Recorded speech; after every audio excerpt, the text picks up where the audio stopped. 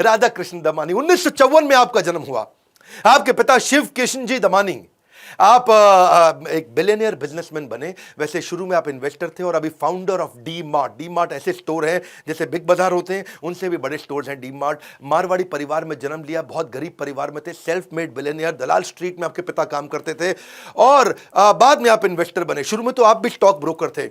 अब राधा कृष्ण दमानी जो stock broker थे, ये सीख गए थे, जान गए थे कि स्टॉक ब्रोकर बन के तो बहुत पैसा नहीं कमाऊंगा, अपना पैसा लगाना पड़ेगा, इन्वेस्टर बनूंगा तभी कमाऊंगा आगे चल के।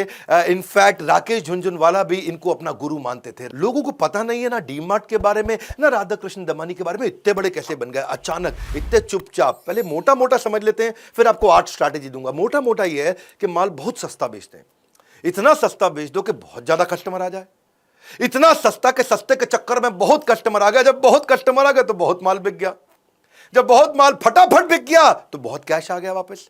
जब बहुत कैश आया तो फिर बल्क में खरीदो, क्योंकि बल्क में लोगे ना तो सामने वाला आपको सस्ता देगा।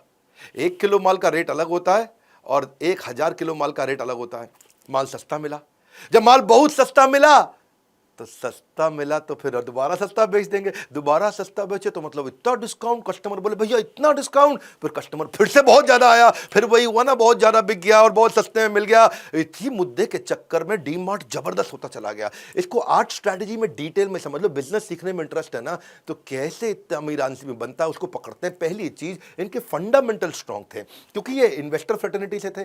किस कंपनी में पैसा लगाऊं, कौन सी कंपनी बढ़िया होती है, ये समझ चुके थे, इसीलिए इनको फायदा हुआ। स्टॉक मार्केट का जो इन्वेस्टर होता है ना, उसको एडवांटेज ये है कि जब वो बिजनेस में घुसता है तो उसकी समझ अच्छी होती है, या जो बिजनेस बहुत कर रहा हो वो स्टॉक मार्केट में घुसे, उसकी भी समझ अच्छी होती है। राधा कृष्ण दमानी इन्वेस्टर होने के कारण ये जानते थे कि इन्वेस्टर्स में पॉजिटिव और हेल्दी सेंटिमेंट में कैसे बिल्ड करूंगा, उनको रिटर्न ऑन इक्विटी अच्छी कैसे दूंगा और स्ट्रैटेजिक बिजनेस मॉडल कैसे बनाऊंगा।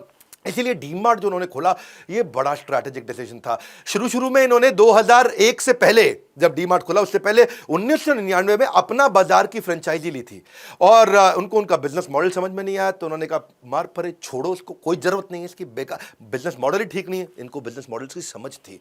फिर ये चले गए असल में यूएस, वहां जाके वॉलमार्ट को समझ में आए डिटेल में, खूब वॉलमार्ट को सीख साख के भाई दुनिया की इतनी वैल्यूएबल रिटेल कंपनी कैसे बनी। इंडिया आए और अपनी हाइपर मार्केट चेन खोल दी, डी मार्ट। ये 2002 में उन्होंने खोली।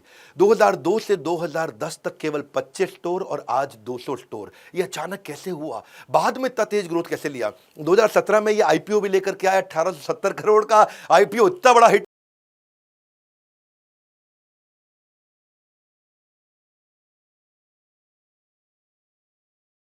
धंधे का फंडामेंटल सीखो।